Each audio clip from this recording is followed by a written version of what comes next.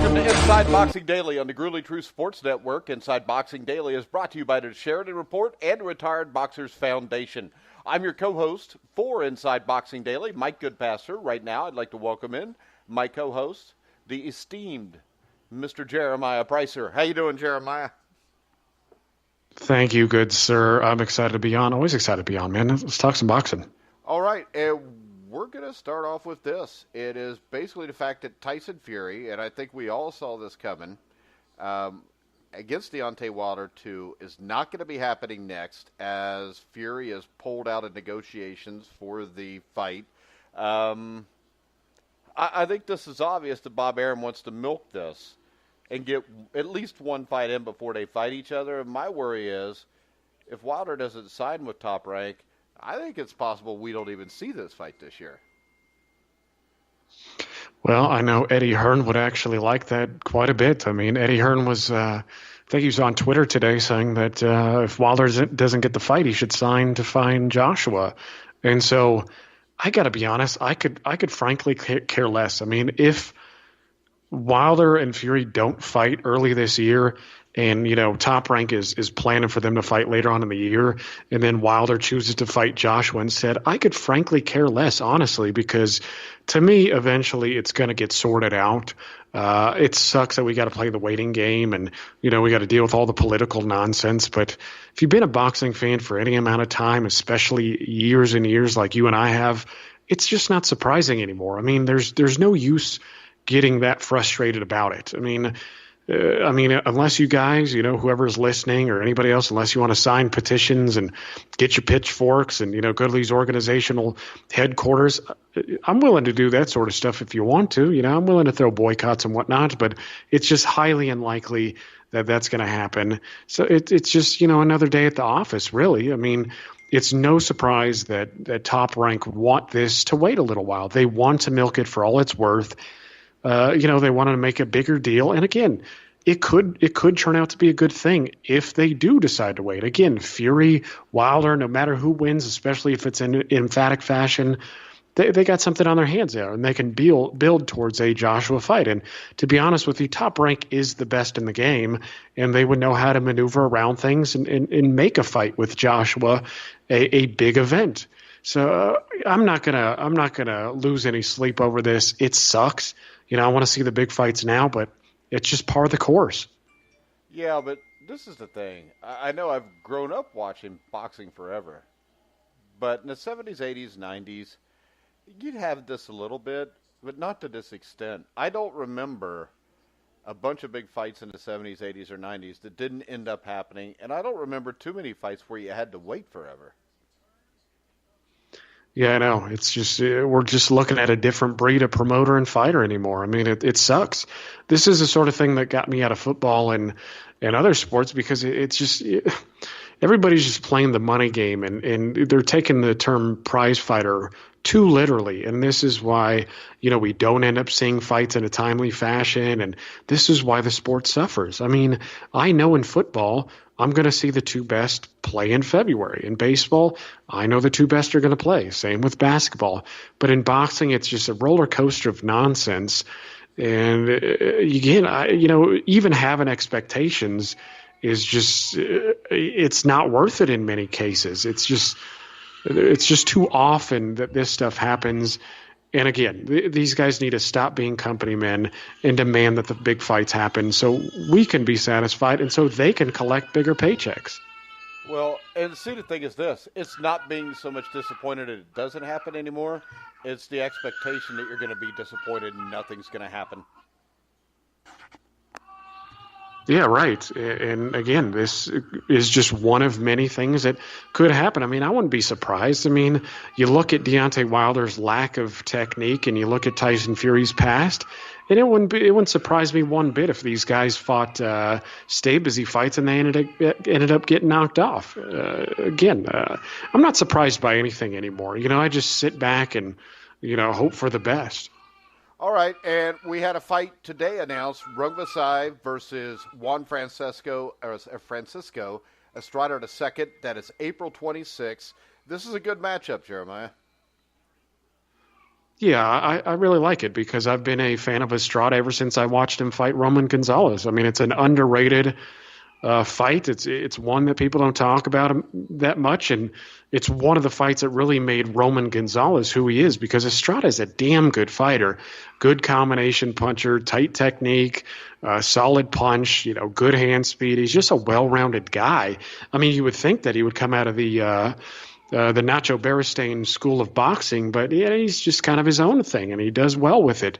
And so, the first one was very close. Most people had Rungvisai winning, and it'd just be interesting to see how much Estrada can adjust and overcome the physicality and big punching of Rungvisai. But this is why I posed the question on Facebook, because I genuinely wonder. I mean, I'm not a Thai boxing historian, but if Rungvisai wins, he's got to be in the discussion of best Thai boxers ever. I mean, guys like Galaxy are obviously always going to get play. But if you look at Kosai Galaxy's resume, I don't see anybody as good as Roman Gonzalez or Estrada. And, of course, I'd have to go back and watch the film.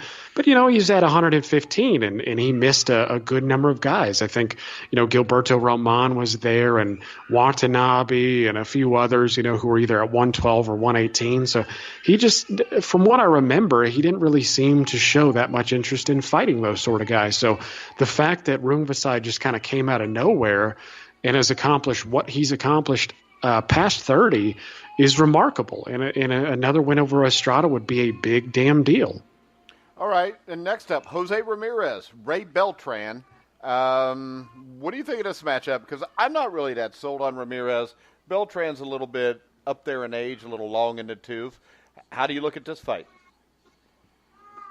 Well, it's pretty typical of Top Rank, too. I mean, he's got both guys under his banner. Ramirez is an exciting fighter, so is Beltran. And it seems like they're just kind of milking Ramirez until he can get a fight with maybe one of the guys from the WBSS. I really don't know. It's always hard to say with Top Rank. I mean, I don't think they should carry him along like they've done Gilberto Ramirez. It's just not something we like. I mean, you just garner a lot of criticism when you travel a boxer down the soft road.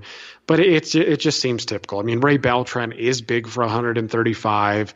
He's past his prime, but he's an exciting fight. So it would seem that Top Rank looks at this and they're like, oh, well, I got an old fighter who will scrap a little bit. He's got some durability. He can punch a little bit, but he's not that big of a threat to knock my guy off. So it's decent matchmaking from Top Rank. It won't be a bad fight. But again, when you are holding an alphabet trinket, you should be forced to fight the best guys in a timely fashion. It's constantly looking at guys like Ramirez. Well, both Ramirez's under Top Rank's banner, and just soft touch after soft touch. It just doesn't do it for me. But again, it's no surprise here. It's a decent fight, and I'll watch it. But Ramirez has got to step it up afterwards. All right, we got a purse bid for Jaime Munguia against Dennis Hogan. That's on March the 4th. I don't think that Jaime Munguia is ever going to fight anybody, is he? No, well, not or until am I missing like we Hogan? talked about is before. Hogan better than what I think, or? Now, Hogan's a good fighter. I mean, but he's not. As we talked about not long ago, I don't think it was the last show. I think it was Sunday with John. We were talking about Munguia and who he's going to fight, and this Hogan thing is not surprising if you follow the talks and everything. Hogan has been up there in the rankings for a little while now, and I think he earned his spot in his last fight. But of course, it's alphabet soup rankings, so they're nonsense. Hogan, I don't think is a top. I don't think he's a top 10 guy in his division by any independent rankings organization. So it's just one of those things. They're just giving him a guy who will be. Who will come to fight but isn't a big threat. He's not a big puncher. He's not highly skilled. The Munguia train has to keep rolling until they get Canelo Alvarez, and that's just all there is to it. Yeah, because, Liam Smith, Brandon Cook, Hogan. And the only time I've seen Hogan fight was against Jack Colkay. That was his only loss. But the thing that stood out to me about Hogan, he doesn't have a whole lot of power, which It's going to be hard to beat a guy like Jaime Munguia unless you're a highly skilled boxer that can move, and I don't think Hogan's that. Yeah, to me, to beat Munguia, you either have to be highly mobile, maybe somebody like Erislandy Lara, or you have to be more physical and a bigger puncher like Jarrett Hurd. But if you don't have much power, it's just I don't know how many times I'm going to say this on this show, damn, but it's typical. Okay, so whenever you get these guys who have big money backing them, bank on them fighting a guy who can't punch in their first defense, and especially if they have potential, selling potential like Munguia does, and not a potential fight with Canelo Alvarez in the future. It's just they're just going to pair him with guys like this until they get that fight. Hogan's serviceable. He's not a bad fighter. But again, it's just typical, man.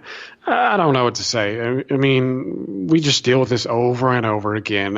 And 2019 is just it's not really shaping up to be a good year. And it seems like every other year you get good years, right? So, I mean, 2017 was a pretty good year. I mean, and of course, this is in the modern context. I mean, these years still suck compared to others. Yeah. There was nights in the late 70s, early 80s that were better than the years here, yes. But things look up really right now, so, Go ahead.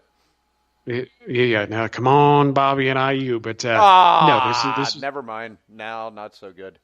Go ahead. No, it's just fucking typical, man. That's all it is. Let's just move on.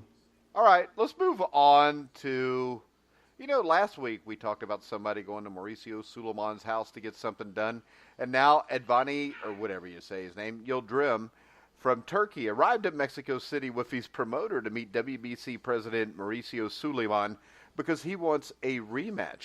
Now, it was, in this article, a tremendous action-packed fight, which resulted in a technical decision. Does Yildirim, does he deserve a second chance? No, I mean, it was a close fight, but, Yildirim showed better than a lot of us thought he would. But to me, so what? Yildirim is solid, but he's nothing great. And I think you just move on to bigger and better things. I mean, if you're PBC, just feed him to David Benavidez. I mean, that's really the guy who should be holding that stupid alphabet trinket anyways. I mean, Benavidez shown quite a bit of talent. I think he beats Durrell. Just give us the best fights, man. I don't want to see that again. I'm just not concerned with it. I mean, Anthony Durrell, say what you will of him at this point. Maybe he's past his best. But if he wants to, he can beat Yildirim easier than he did. He just chose to fight. If he would have stayed on his toes a bit more and boxed, he could have just made things easier on himself. Just give him the good fights, man. I just want to see Benavidez. All right. Another article I came across, this was either yesterday or the day before. I read it while we were doing the show, but I didn't touch on it. I wanted to. But did you see Abel Sanchez after the Joyce fight? Abel's comments were, Joyce is not ready to step up any higher than this yet. And I thought, number one, it was very honest for a guy. It looks like they're trying to move quicker than what they should. And number two, at least somebody told the truth, because I don't see how anybody that saw Joyce could think he's ready to move up to fight a Luis Ortiz or an Anthony Joshua. Yeah, no, they're just going to have to keep, him around that level for a little while. I mean, he is 33, but at heavyweight, that's not particularly old.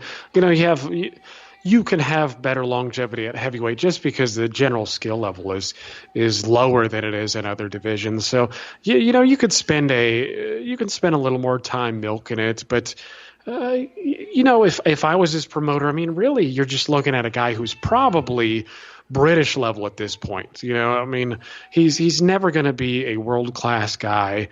He's big. He's got decent power. He's got decent work rate, but he's just not going to light it up. The scoreboard isn't going to be lit up by him, but I don't know. Just put him against guys like this. I wouldn't mind, though, him stepping up and fighting a guy like Dominic Brazil. I mean, they both had pretty solid amateur backgrounds. They're both kind of sloppy. But they're tough, and they have high volume, and And, their punching power is about the same. Just stylistically, I think they pair well. So I wouldn't mind seeing something like that, even at this point. It just, if you look at Joyce and you realize that his cap isn't that high, you might as well just make the most out of it. So my question is, if you're going to make the most out of this, you can start to, keep the competition at about this level and baby him, and eventually cash him out with a huge Joshua or Fury fight, because the British people are going to buy into this guy a little bit. You run him up to 15-0. A year or two from now, you can put him in against one of those guys and make a ton of money instead of rushing him into a Luis Ortiz or one of the top guys right now. Yeah, I think that's right. I think you got your matchmaker hat on, and I think that's right. I mean, don't be surprised at all if Joe Joyce can beat guys like Stavern and still manage a quote-unquote mandatory spot with the WBA, who Eddie Hearn is very tight with, So, I mean, he was already an eliminator for a stupid gold belt against Stavern. I mean, obviously, Stavern is nowhere near earning any sort of shot at anything at this point besides, a trip to Burger King, I mean, a late night trip. So, yeah, I think you're right, man. It's just maneuver him until he gets a shot like that, have, again, as I've said over and over again, and as we should all know at this point, you basically get one soft touch a year if you're holding an alphabet trinket. A lot of times you get two soft touches, but yeah, no surprise at all if Joshua or Fury or whoever's holding trinkets in a few years gets Joyce. Yeah, wouldn't be surprising at all. All right, I know you got a couple fights from on this day. What do you want to talk about tonight? Yeah, so let's start with Alexis Arguello and Villamar. This was fought at 140 pounds. I think Villamar came in at 141, but this was a decision win for Alexis Arguello. Obviously, this was not his best weight, but I mean, Arguello was a savvy guy and he got the job done. And the thing about Arguello was he wasn't particularly fast, but he reminded me of Golovkin in a way. Maybe I'm mistaken here. You could correct me. You're probably more familiar with Arguello's career. But Arguello struck me as a guy who wasn't particularly fast, but he seemed to be pretty accurate. Like his brain was razor sharp, but his hands were just a little bit behind. But he just still managed to be, and he was also a bright guy. He seemed to figure it out as things went on. He kind of started slowly, but Villamar was tough. He grinded out. He took the punches, and again, Arguello got a decision win here. Arguello was one of my favorite fighters of all time, though. He was classy, man. He was good. He didn't duck anybody. He fought everybody. And what I remember, I think the Fernandez fight was on CBS. The bad thing is, I remember that was on CBS. And I actually remember watching that fight. What year was that fight? Was that 78, 79? Oh, hell. That's a good one. And you're talking about, let's see, which fight? I don't know what the date was, but didn't they fight twice? I believe they did. Again, I'm not a historian when it comes to Arguello's career, but I know it was a decision. I'm just struggling. Because here. Actually, Villamar Fernandez in 1978 actually beat Alexis Arguello in their first fight at Madison Square Garden. Fernandez, slick boxers always gave Arguello some kind of trouble. Then they fought again, and I'm pretty sure that the second fight is the one you're talking about. And the second fight was actually, and this is mind-blowing to me, but he fought Aaron Pryor in November of that year, and then he fought Villamar Fernandez 3 months later. And you know what a war it was with him and, damn, double overtime, by the way, between him. Oh, Jesus, man. I know, but between him and between him and Pryor, and he came out against Fernandez. He dominated Fernandez. This is an older version of Fernandez. And when you talked about their first fight, the first fight was at a much lower weight, if I remember correctly. So I think it was probably super featherweight at that point, because the lightweight title was not won by Arguello until he beat Jim Watt. That was in 1981. So I think the weight advantage here was too much for him. But if I remember right, Pryor after that, 2 months later beat Claude Noel. Did a few months after that he had to rematch with Pryor. But yeah, Villamar Fernandez, when they were at his best weight, Lightweight. Actually, it was either lightweight, and I think it was super featherweight, because if I remember right, he fought like Ruben Castillo and Bobby Chacon 2 years after he lost to Fernandez. So, and the Fernandez fight was like the Jesus against Duran. It was a non-title fight.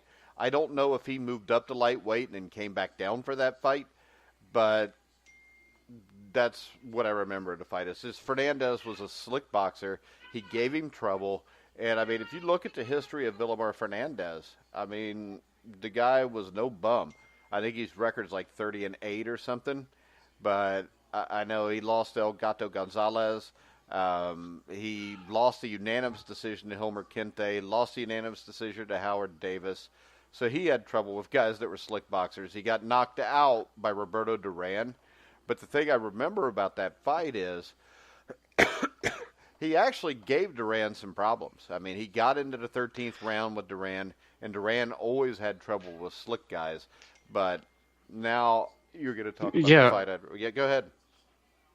Yeah, I was just going to say real quick that it kind of goes to what I was saying about Arguello's hand speed, and he was an excellent boxer, but he just wasn't quick-handed and his feet weren't quick. I mean, you saw like you said with his trouble with slick boxers, and that's almost a universal in boxing. Guys who can move constantly, stay on their toes, they're hard to track down. You know, cutting off the ring is really a science in itself. Especially when you're like Arguello, and Arguello was kind of a shuffler.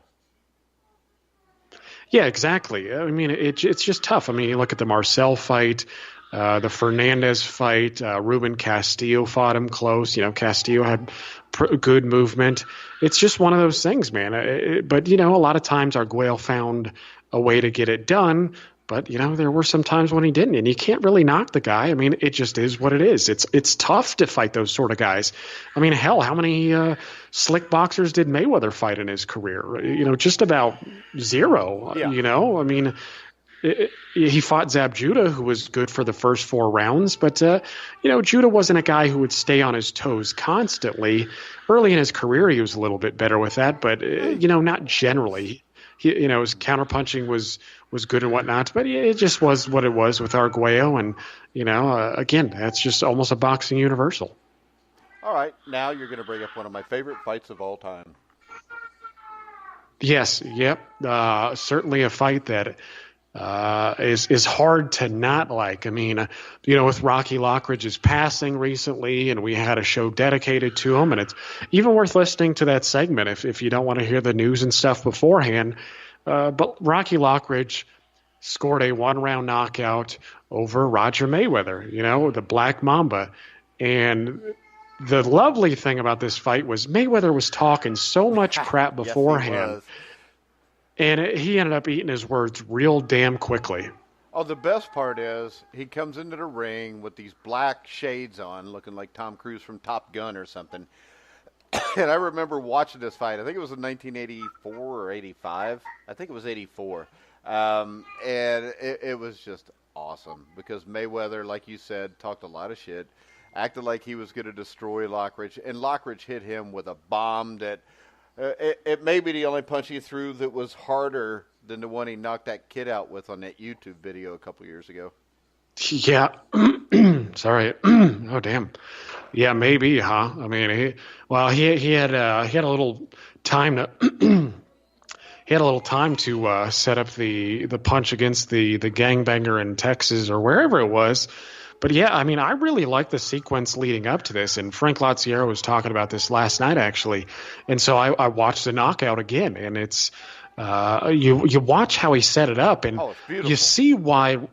Oh, yeah, you see why Lockridge was so damn effective and why he really was a great fighter at his best. This fight not only made him the man at 130 pounds, but watch the sequence. Just go watch the video. He throws this double jab, and then he bangs right to the body. And Mayweather – exactly. Mayweather, it's like you know, maybe the body shots bothered him, but he threw consecutive body shots, threw a left hook, and Mayweather didn't get that left hand up to block his face and caught a beautiful right hand. And the way his knees just gave out, and the way he had hit the canvas, like an accordion, it was class. dude. It was beautiful. Yeah. And the best part about it was I didn't like Roger Mayweather. Rocky Lockridge was one of my favorite fighters. The sad thing is, though, he defends the title a couple times. I think it was like Tajan Moon and Kamel Bou Ali, who I don't know how the hell Bou Ali got a title shot. And I think they fought that in like France or Italy. And then he gets his title stolen against Wilfredo Gomez. And the sad thing is, as a defending champion, that he had to go to Wilfred Gomez's backyard to fight him. Yep, and credit to Rocky Lockridge. I mean, this is really a guy worth remembering. I mean, I know he went through a lot, and he's become famous for his crying on what was the show called? Intervention, I believe it was. When his dad was like, "Oh, I still love you," and he starts crying, and it was funny, no doubt about that. But it's worth noting just how good of a fighter he is. I mean, because guys like, again, I've put this into perspective on the show we did about Lockridge, but Gomez is arguably the greatest Puerto Rican to ever do it. Okay, and he also fought Pedroza, who's one of the best Panamanians to ever do it. He fought Chavez, arguably the greatest Mexican to ever do it.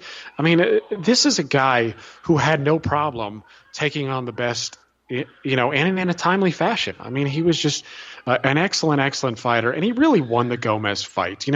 Don't let official decisions like this be the end-all be-all when it comes to how you rate a fighter. It's not always an accurate representation of things. He should have won that fight. Mayweather Castillo. Mayweather's not undefeated because Castillo beat him. Right. Yeah. Exactly. Mayweather. I mean, it's a joke. And then most Mayweather fans will say, "Well, it's the official decision, and that's all that counts." But it's not if you watch the fight.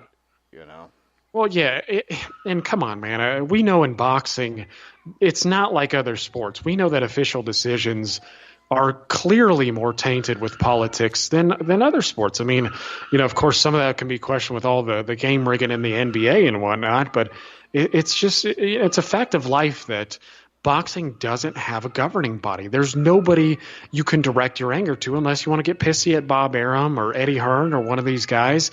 It's just not, again, it's not a good way of judging everything. Sometimes I understand that even some of the greatest fighters to ever do it get some questionable decisions, and sometimes it's justifiable that they got those decisions.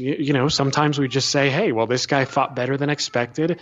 Maybe you should have got the nod. But sometimes a guy really beat the hometown favorite, and in this case, that's what happened. Go watch the fight. Rocky Lockridge had Gomez tired and was beating on him, and it honestly looked like Gomez was getting ready to go in, I think, the 5th or 6th rounds. But he showed some grit and heart, like a great fighter he was, and ended up seeing the finish line. But Lockridge won that damn fight, and I would say Lockridge won the first Pedraza fight too. And he beat Chavez. Yeah, and you can argue that. I mean, it's just funny how the perceptions totally change if you tweak a decision here or there. But Lockridge was a damn good fighter. Yeah. All right. Anything else you want to bring up tonight, Jeremiah, before we wrap it up? I don't think that I saw anything all that interesting on the news today. I mean, like always, especially this time of year, we're just kind of playing it day by day, and just hoping something so it gives us something to talk about, especially on a show like this. But I just want to, I like bashing bad numbers, and I like bashing these alphabet soup organizations. And so, to your point about the Durrell Yildirim fight, it only peaked at 366,000 viewers. Not good numbers. And also the WBC, as always, kissing Canelo's ass, are putting a Mayan belt at stake. A Mayan belt. Tell me that tell me in the name itself. And Aragon Garcia is going to write an article about this. I hope how so. Prestigious the title is. If he Jesus, dude. You'll hear about it here first, and I'll read you the whole article. Oh, dude, it's going to happen. But a Mayan belt. Think about it. Okay, he's the name of the belt is already biased towards a Mexican. Okay, and the sad thing is, I don't want to get too much into the fight. We'll have our analysis on the weekly program with John and stuff when we get to it. But it's become a really sad thing, and I've seen it talked about a lot in Facebook groups. And feel free to join me on there. And find me on Facebook, join the discussions on there. But it's become almost a fact that Jacobs is already down like 2-3 rounds on the scorecards. I think he's down 5 rounds. And you might be right. I mean, the fact that Mayweather got a majority decision when he clearly won that fight, it was a domination. It shows you just what we're dealing with. And it goes back to our point about the politics that saturate this sport. Don't let official decisions be the end-all, be-all in your assessment of these fighters' legacies. Go do the research yourself. Yeah, and if you're Danny Jacobs or a fighter like that, you got to go for the knockout. You can't just try to outbox him because it doesn't Danny. work that way. So, Danny, yep, you got to go for his ass out. All right, so we're going to wrap the show up. I want to remind everybody, Survive in Advance tomorrow at noon with me and former Indiana Basketball Hall of Fame member Steve Risley. We will be on at noon with Sarah Uran. She will be live from New York Yankees training camp to give us updates on the Yankees. We'll have Bobby Sheridan on, who was the third-round pick for the San Diego Padres in 1987. We'll talk a little baseball tomorrow. Me and Jeremiah, of course, will be back, as always, tomorrow night at 11 o'clock. And if there's nothing interesting to talk about, we'll make something up. So make sure you check us out. Make sure you go to iTunes, rate us, give us some comments. You can follow us at TGTN Grueling Truth or TGTN Boxing. At The Grueling Truth also. You can hear all of our shows on iHeartRadio, iTunes, TuneIn, Spreaker, Stitcher. Wherever you hear sports podcasts, you'll find The Grueling Truth. So for Jeremiah Preisser, I'm Mike Goodpaster. You've been listening to The Grueling Truth, where the legends speak.